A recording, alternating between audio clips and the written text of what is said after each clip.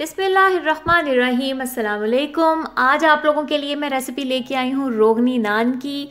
बिल्कुल बाजार जैसे रोगनी नान घर में कैसे ओवन के बगैर आप बहुत आसानी से बना सकते हैं। तो चलें आइए इसको बनाना शुरू करते हैं। इसके लिए सबसे पहले मैंने लिया है मैदा और उसमें मैंने डाला है मिल्क पाउडर, ड्राई मिल्क जो भी आप कहें। फिर उसमें जाएगा चीनी और नमक, ये आपके जायके के और आपकी ज़रूरत के लिहाज से होगा।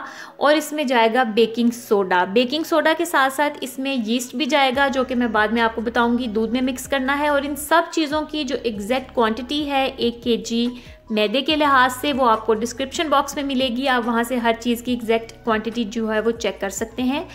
हमारे जो खुश्क इंग्रेडिएंट्स हैं वो मिक्स हो गए हैं। अब हमने इसमें लिक्विड इंग्रेडिएंट्स डालने हैं। सबसे पहले इसमें जाएगा दही। आप लोगों ने इस चीज़ का ख़ास ख्याल रखना है कि जो दही है वो रूम टेम्परेचर पे होना चाहिए, वो ठंडा नहीं होना चाहिए, क्योंकि ठंडा होगा तो हमारी डो को फुलाएगा नहीं। अब हमने ये जो डो है उसको दूध से गूंदना है और 1 kg आटे को गूंदने के लिए तकरीबन 3 कप इसमें दूध इस्तेमाल हुआ है। आप चाहें तो 2 कप दूध और 1 कप पानी भी इस्तेमाल कर सकते हैं। इनको हमने हल्का सा गुनगुना कर लेना है। और जो हमारा खमीर है वो भी मैंने दूध में ही मिक्स कर लिया था। खमीर की भी क्वांटिटी जो है वो आपको डिस्क्रिप्शन बॉक्स में मिलेगी। अब हमने इसको थोड़ा मिक्स कर लेना है। बहुत ज़्यादा अच्छी तरह से गूंदने की ज़रूरत नहीं है। हमने इसको मिक्स करके 15 मिनट का रेस्ट देना है। और 15 मिनट रेस्ट देने के बाद अब आप ये देख सकते हैं हमारा जो डो है वो उसको इतना ही नरम होना चाहिए। नॉर्मली गूंदी हुई रोटी की निस्बत जो इसका आटा है वो हमने नरम गूंदना है।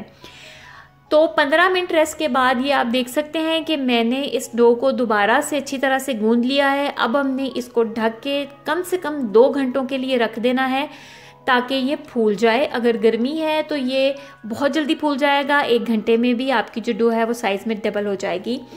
तो यहाँ पे आप देख सकते हैं 1 घंटा मुझे हो गया है तकरीबन, और जो मेरी डो है वो परफेक्टली तैयार हो गई है, फूल भी गई है। और अब आप उसका टेक्सचर देख सकते हैं कि वो कितना नरम है। अब हमने अपने हिसाब से पेड़े ले लेने हैं। अगर आप बड़े बनाना चाहते हैं रोगनी नान तो आप पेड़ा बड़ा लेंगे, और अगर आप छोटे बनाना चाहते हैं तो पेड़ा छोटा लें। रोगनी नान आम नान और रोटी की निस्बत थोड़े मोटे होते हैं और इसको हमने हाथ से ही फैला लेना है। इसको बेलना बिल्कुल भी नहीं है, क्योंकि जब हम बेलेंगे तो जो इसके किनारे हैं वो बिल्कुल रोटी की तरह फ्लैट हो जाएंगे, जो कि हमें नहीं चाहिए। तो हमने आप देख सकते हैं कि हाथ की मदद से ही इसको फैला लिया है। किनारों को साइड से थोड़ा मोटा रहने दिया है। उसके लिए मैंने एक बाउल की बैक साइड इस्तेमाल की थी।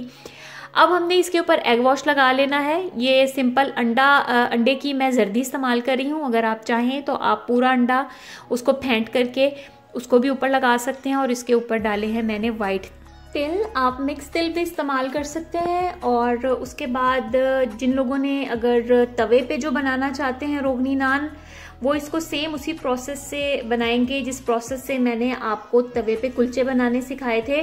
उसकी जो वीडियो का जो लिंक है वो मैं यहाँ ऊपर आई बटन में भी दे दूंगी और नीचे डिस्क्रिप्शन बॉक्स में भी आप चेक कर सकते हैं। वहां से आप देख सकते हैं कि मैंने तवे पे कुलचे कैसे बनाए थे। सेम उसी प्रोसेस से रोगनी नान भी तवे पे बनेंगे।